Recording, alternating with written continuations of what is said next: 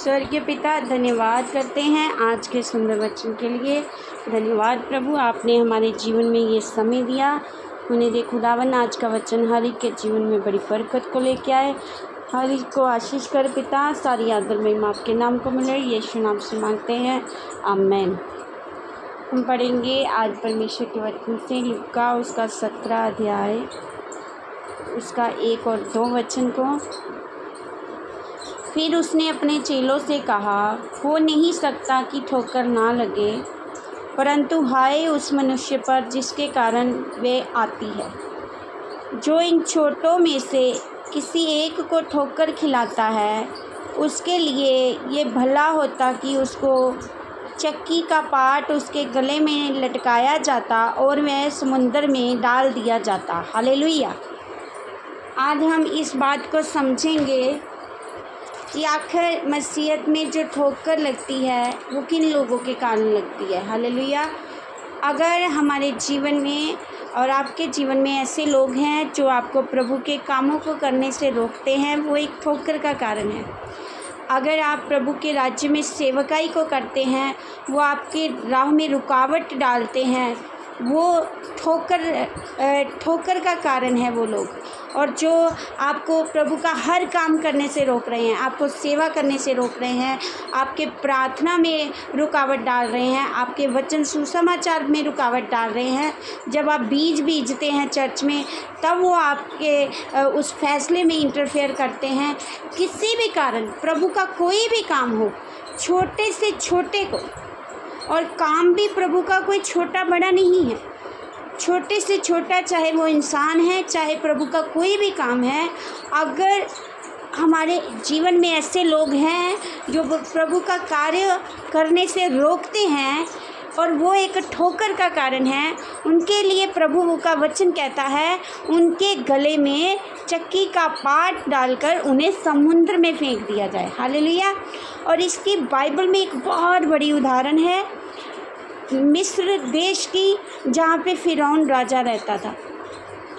वो इसराइलियों पर अत्याचार करता था, इसराइलियों को तंग करता था, और वो प्रभु की आराधना नहीं उन्हें करने देता था, प्रभु को कामों को करने से रोकता था, प्रभु के कामों को करने से रोकता था और हमेशा प्रभु का इनकार करता था।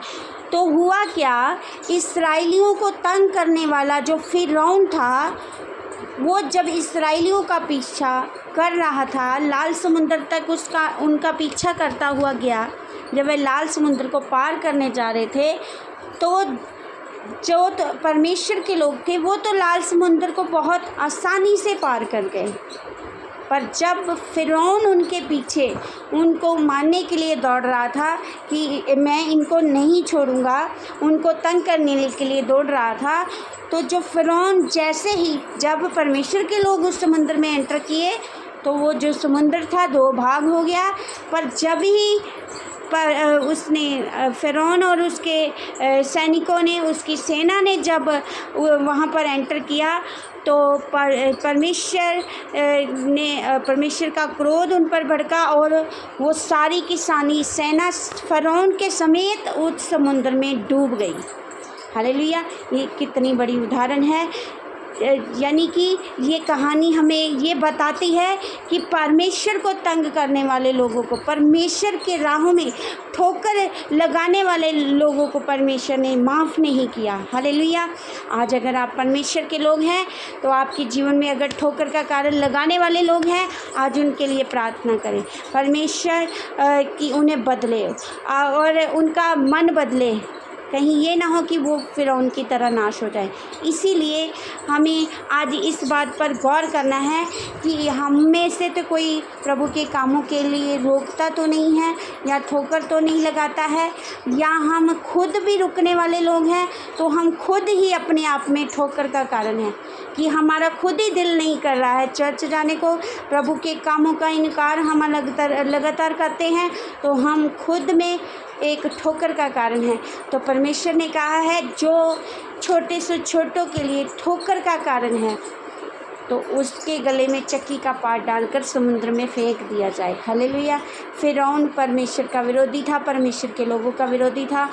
उसके लिए समुद्र दो भाग नहीं हुआ, वो उसी में डूब कर ख़त्म हो गया। इसीलिए आप सच में अगर परमेश्वर के जन हैं तो सच में परमेश्वर के जन बनकर दिखाइए, प्रभु के कामों को करिए, खुद भी करिए, दूसरों को भी करने के लिए प्रोत्साहित कीजिए, ताकि हम ठोकर का कारण ना बने, किसी के लिए भी ठोकर का कारण ना बने।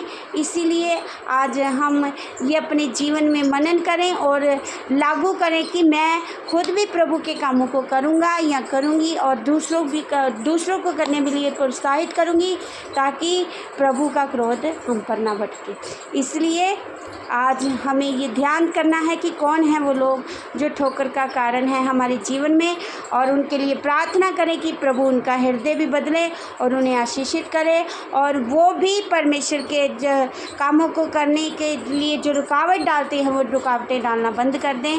और सचमुच जैसे इस्राएलियों के लिए लाल समुंदर दो भाग हो गया, उसी तरह हम किसी भी परिस्थिति में हो, हमारे लिए भी परमेश्वर समुद्र को दो भाग करने की सामर्थ रखता है, क्योंकि हमारा परमेश्वर कभी ना बदलने वाला परमेश्वर है, वो हमेशा एक सा रहता है। हालेलुया। इस वचन के द्वारा प्रभु आप सबको बहुत ब्लेस करें। आमीन। सबको जय मसीह।